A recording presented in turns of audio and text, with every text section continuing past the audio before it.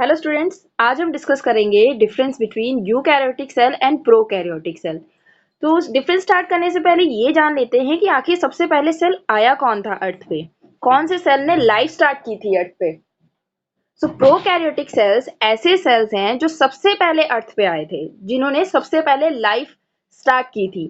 तो हम ऐसा कह सकते हैं कि प्रोकैरियोटिक सेल यूकैरियोटिक सेल्स के एंसेस्टर्स हैं, मतलब उनके दादा दादी हैं। ठीक है, तो सबसे पहले अगर आपसे कोई पूछा जाए कि कौन से टाइप के सेल्स आए थे, तो वो हैं प्रोकैरियोटिक सेल्स। चलिए अब हम बात करते हैं डिफरेंसेस की। प्रोकैरियोटिक सेल और यूकैरियोटिक सेल के साइज की अगर बात करें तो यूकैरियोटिक सेल का साइज छोटा होता है। ठीक है, ये स्मॉल होते हैं, these are smaller than eukaryotic cells, मतलब इनका साइज यूकैरियोटिक सेल के साइज से छोटा होता है। उसके बाद अगर हम सेकेंड बात करें इनके सेल ऑर्गेनील्स की, तो अगर आप डायग्राम में देखें तो यहाँ पे बहुत सारे सेल ऑर्गेनील्स हैं यूकैरियोटिक सेल्स में। इसमें माइटोकॉन्ड्रिया है, गोल्जी बॉडी है, एंडोप्लाज्मिक रेटिकुलम है। ये सारे सेल ऑर्गेनील्स यूकैरियोट्स में प्रेजेंट होते हैं। लेकिन वहीं अगर आप प्रोकैरियोटिक सेल्स को देखें तो यहाँ पे ना तो आपको माइटोकॉन्ड्रिया दिख रहा है, ना गोल्जी बॉडी दिख रहा है, ना एंडोप्लाज्मिक रेटिकुलम दिख रहा है। इवन और भी जो छोटे छोटे सेल ऑर्गेनील्स हैं वो सब यहाँ पे एब्सेंट है। सो प्रोकैरियोटिक सेल में सेल ऑर्गेनील्स एब्सेंट होते हैं, पर यूकैरियोटिक सेल्स में प्रेजेंट होते हैं। प्रोकैरियोटिक सेल में सिर्फ एक सेल ऑर्गेनील होता है और वो है राइबोसोम। वो भी 70S राइबोसोम प्रेजेंट होता है प्रोकैरियोटिक सेल में। इसके अलावा कोई भी सेल ऑर्गेनील प्रेजेंट नहीं होता। सेकेंड, अगर हम बात करें न्यूक्लियस की, जिसे हम control centre of the cell भी बोलते हैं, तो प्रोकैरियोटिक सेल्स में जो न्यूक्लियस होता है वो अनडेवलप्ड होता है। अब क्वेश्चन ये है कि अनडेवलप कैसे होता है, तो देखिए इसकी जो न्यूक्लियस प्रेजेंट रहता है उसके ऊपर कोई भी एनवलप नहीं होता। ओके, कोई भी न्यूक्लियर मेम्ब्रेन नहीं होती है, इसलिए हम प्रोकैरियोटिक सेल के न्यूक्लियस को न्यूक्लियोइड बोलते हैं। न्यूक्लियस नहीं, क्या बोलेंगे, न्यूक्लियोइड, क्योंकि इसके ऊपर न्यूक्लियर एनवलप एब्सेंट है। अब क्योंकि इसके ऊपर न्यूक्लियर एनवलप एब्सेंट है तो इसका जेनेटिक मटेरियल मतलब डीएनए वो क्या करेगा, वो साइटोप्लाज्म में ही फ्लोट करेगा। ओके, क्योंकि न्यूक्लियर एनवलप है नहीं। लेकिन अगर यही हम यूकैरियोट्स की बात करें तो इसके न्यूक्लियस के ऊपर कंप्लीटली डेवलप्ड एनवलप प्रेजेंट होता है और ये न्यूक्लियस कंप्लीटली डेवलप्ड होता है और इसमें जो जेनेटिक मटेरियल होता है वो भी सेल के अंदर ही होता है, मींस न्यूक्लियस के अंदर ही होता है, ना कि साइटोप्लाज्म में फ्लोट कर रहा होता है। तो ये मेजर डिफरेंस है न्यूक्लियस को लेकर प्रोकैरियोट्स और यूकैरियोट्स में।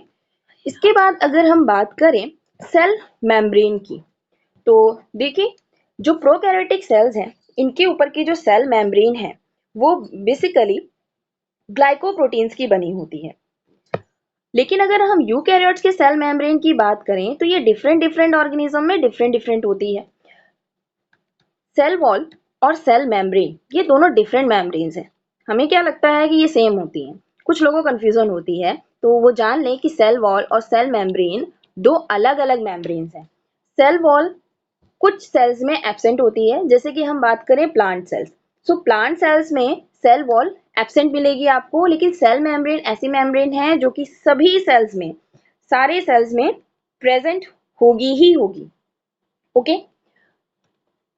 तो सेल वॉल का कॉम्पोजिशन जिन सेल्स में होता है वो डिफरेंट हो सकता है। जैसे अगर हम प्रोकैरियोट्स की बात करें तो प्रोकैरियोट्स में जो सेल मेम्ब्रेन है या सेल वॉल है वो जनरली ग्लाइकोप्रोटीन्स की बनी होती है, ग्लाइकोप्रोटीन्स की बनी होती है, यहाँ पे कॉम्पोजिशन अलग है। लेकिन यूकैरियोट्स में अगर हम सेल वॉल की बात करें तो यूकैरियोट में सेल वॉल कुछ ऑर्गेनिजम्स में काइटिन की बनी होगी, प्लांट्स में सेलुलोज की बनी होगी।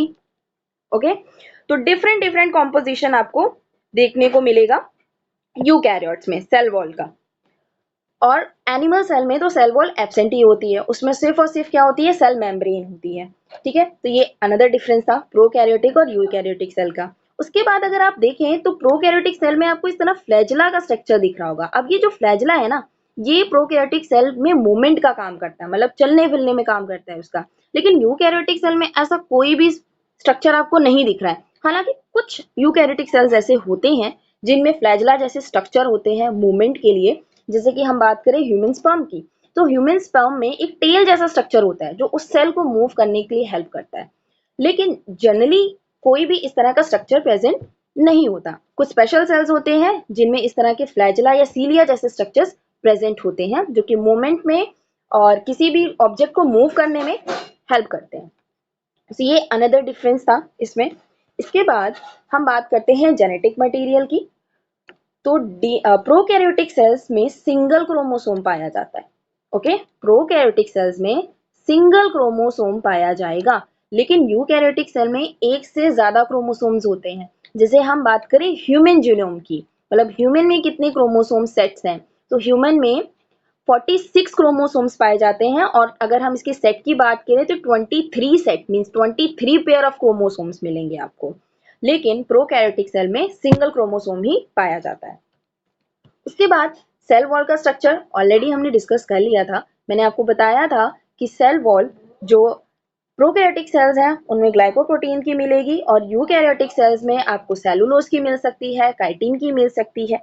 ओके, डिफरेंट डिफरेंट कॉम्पोजिशंस की आपको सेल वॉल प्रेजेंट मिलेगी, और एनिमल सेल में सेल वॉल एब्सेंट होगी। इसके बाद और डिफरेंसेस की अगर हम बात करें तो यहाँ पे और डिफरेंसेस इसके हैं सेल डिवीजन। देखिए, दो टाइप का सेल डिवीजन होता है, माइटोसिस और मियोसिस। तो अगर हम बात करें यूकैरियोटिक सेल्स की, तो यूकैरियोटिक सेल्स में सिर्फ और सिर्फ माइटोसिस होता है। सो माइटोसिस में क्या होगा, माइटोसिस में एक सेल गया, इसका क्रोमोसोम 46 है, इससे दो सेल बन जाएंगे, और दोनों ही क्रोमोसोम का नंबर क्या रहेगा, 46 46।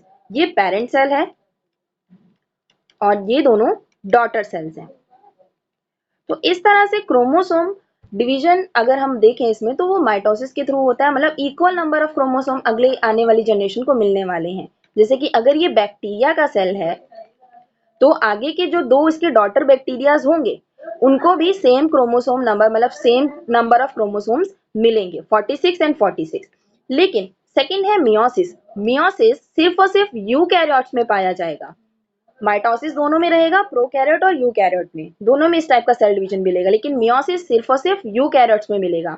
इसमें क्रोमोसोम नंबर हाफ हो जाते हैं। देखिए कैसे, अगर यहाँ पे 2n है, मतलब अगर 46 क्रोमोसोम है, तो एक बार मियोसिस फर्स्ट होगी, मियोसिस फर्स्ट में ये डिवीजन करेंगे, 2n बनेंगे, और उसके बाद जब मियोसिस सेकेंड होती है तब ये क्रोमोसोम नंबर हाफ हो जाता है, मतलब n हो जाएंगे।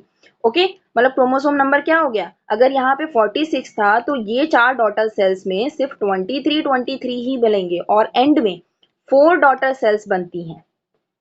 क्लियर, 4 डॉटर सेल्स बनेंगी। तो ये सिर्फ और सिर्फ यूकैरियोट्स में प्रेजेंट होता है, ना कि प्रोकैरियोट्स में।